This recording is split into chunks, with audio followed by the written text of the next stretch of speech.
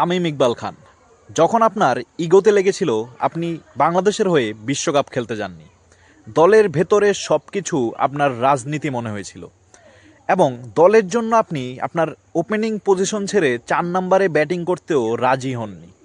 অন্যদিকে এখন যখন দেশের ইগোতে লাগলো আপনি আপোষের কথা বলতেছেন।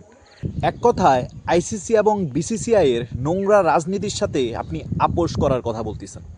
আপনি এবং আপনার কুয়াবের সাঙ্গুবাঙ্গুদের মুস্তাফিজের জন্য কি স্ট্যান্ড ছিল তা কিন্তু জাতি দেখছে, এবং সেখানে আপনারা মুস্তাফিজুর জন্য একটা ওয়ার্ডও আপনারা বলেন নাই।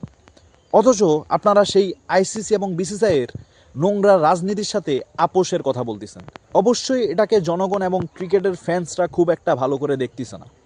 আপনার কথাটা একটু অন্যভাবে বলা উচিত ছিল, কিন্তু আপনি যেভাবে বলছেন আসলে কথাটা বলা ঠিক হয় নাই। এবং আপনি এবং আপনার মুরাদদের কখনো দেখিনি দেশের কোনো স্বার্থে এইভাবে সোচ্চার হইতে, এইভাবে সোশ্যাল মিডিয়ায় পোস্ট দিতে। দেখেন, আপনারা হচ্ছেন ন্যাশনাল হিরো। হিরো শব্দটাও এখন আপনাদের সাথে আসলে খুব একটা যাচ্ছে না, কারণ আপনারা দেশের জনগণের আইডিওলজির সাথে নিজেদের আইডিওলজিটা ম্যাচ করতে পারতেছেন না।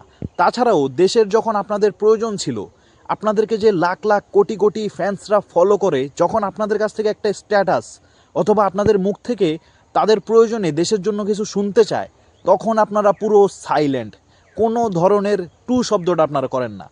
বুঝলাম আপনারা রাজনৈতিক কোনো ব্যক্তিত্ব না, এই কারণে আপনারা রাজনীতি নিয়ে কথা বলেন না, কিন্তু এমন অনেক বিষয় আছে যেখানে আপনাকে রাজনীতি করা লাগতো না শুধুমাত্র একটা স্ট্যাটাস দেওয়ার জন্য, কিন্তু আপনারা দেন নাই।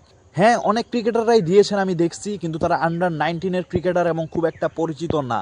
কিন্তু আপনাদের কাছ থেকে অনেকেই এই ধরনের কিছু পোস্ট সেই সময় আশা করছিল যখন দেশের খুব প্রয়োজন ছিল আপনাদের, কিন্তু তখন আপনারা দেন নাই।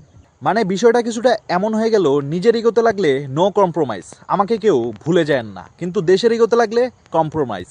আর হ্যাঁ, আপনার যে কথাটা আইসিসি আমাদেরকে 90 থেকে 99% অর্থায়ন দেয়, যদিও কথাটা সঠিক না, তারা আমাদেরকে 35 থেকে 45% অর্থায়ন দেয়, এবং সেটা অনুদান না, সেটা আমাদের নিজের ইনকাম, অর্থাৎ বিসিবির ইনকাম।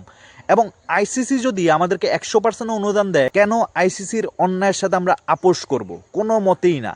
আপনাকে যদি কেউ দাওয়াত দিয়া ঘর থেকে লাথি মাইরা বাইর করে দেয়, থাপ্পড় মাইরা বাইর করে দেয়, তখন কি আপনি তার সাথে আপোষ করবেন, নাকি আপনিও একটা উল্টা দিবেন? বিসিবি যেটা করছে একদম ঠিক করছে, কোনো আপোষ না। যেমনটা আইসিসি এবং বিসিসিআই আমাদের সাথে করেছে, ঠিক তেমনটাই রিপ্লাই দিয়েছে বিসিবি, এবং একদম যথার্থ কাজ করেছে। তারা জনগণের আইডিওলজি এবং জনগণ যে ফ্লোতে যাচ্ছে, তারা সেই ফ্লোর সাথে আগাচ্ছে।